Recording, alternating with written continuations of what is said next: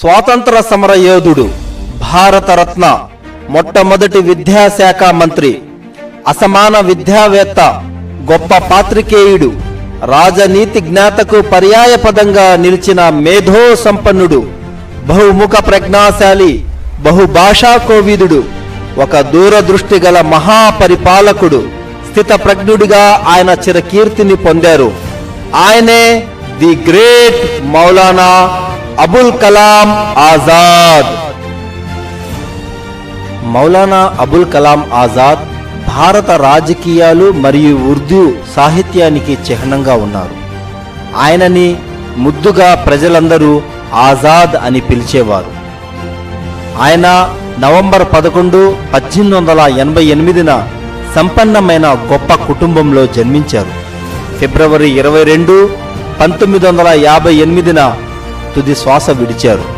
మౌలానా ఒక కవి, తత్వవేత్త, రచయిత, విద్యావేత్త, రాజకీయవేత్త, భారతీయ విద్యా వ్యవస్థ నిర్మాత మరియు భారతీయ సంస్కృతిపై నిపుణుడిగా కీర్తి పొందారు.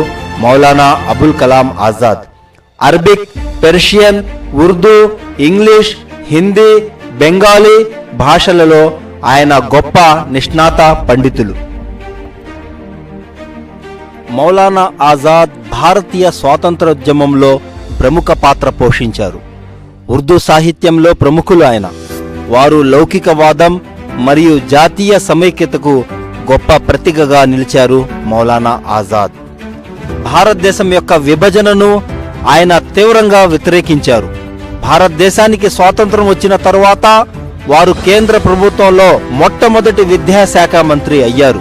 1992లో ఆయన భారతదేశ అత్యున్నత పౌర పురస్కారమైన భారతరత్న పురస్కారాన్ని అందుకున్నారు. ఆయన జన్మించిన రోజును జాతీయ విద్యా దినోత్సవంగా భారతదేశం అంతటా జరుపుకుంటారు.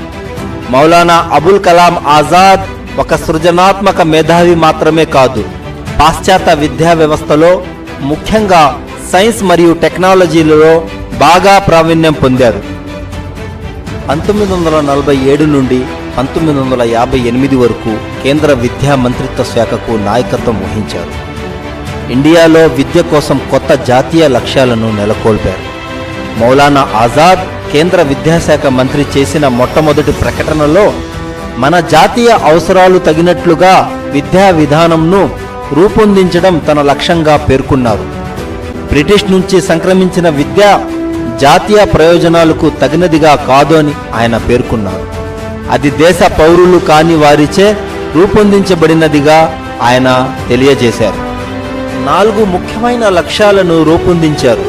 విద్య యొక్క ప్రజాస్వామ్యం, డెమోక్రటిక్ ఆఫ్ ఎడ్యుకేషన్, విద్యా ప్రమాణాలు నిర్వహణ, మెయింటెనెన్స్ ఆఫ్ ఎడ్యుకేషనల్ స్టాండర్డ్స్, విద్యా దృక్పథం యొక్క విస్తరణ మరియు broadening of educational outlook and పరస్పర అవగాహన promotion of mutual understanding.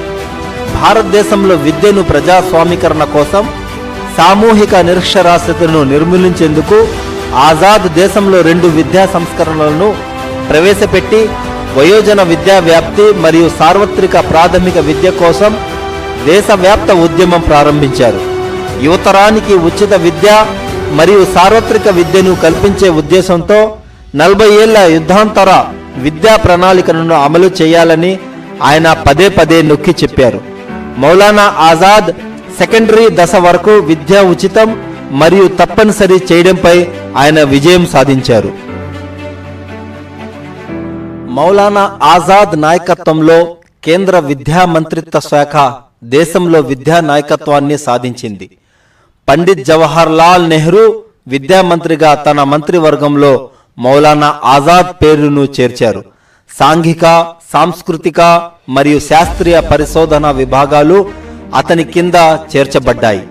Maulana Azad యొక్క మార్గదర్శకత్వంలో యూనియన్ ఎడ్యుకేషన్ మంత్రిత్వ శాఖ దాని చరిత్రలో మొట్టమొదటిసారిగా అద్భుతమైన ఆలోచనలను అవలంబించింది మరియు వాటిని అమలుపరిచింది కూడా.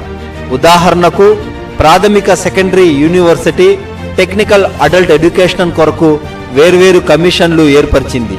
ఈ సంస్థలు కొత్త ప్రణాళికలను రూపొందించాయి మరియు జాతీయ ప్రణాళికలో ఏకరూపతను తీసుకురావడానికి చాలా ప్రయత్నాలు చేశాయి.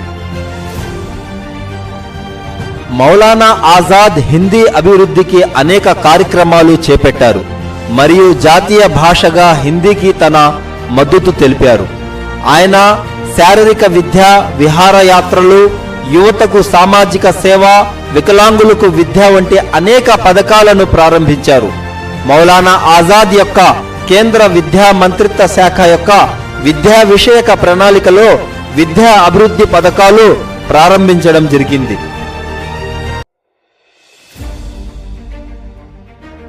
మౌలానా అబుల్ కలాం ఆజాద్ తీసుకున్న విప్లవాత్మక చర్యలు అతని ఐక్య జాతీయవాద సిద్ధాంతానికి ప్రాముఖ్యత ఇస్తున్నాయి. ఆయన ఏకైక లక్ష్యాలు నాణ్యమైన విద్య, అభివృద్ధి, జాతీయ సమైక్యత, సోదరభావం మరియు మత సామరస్యం.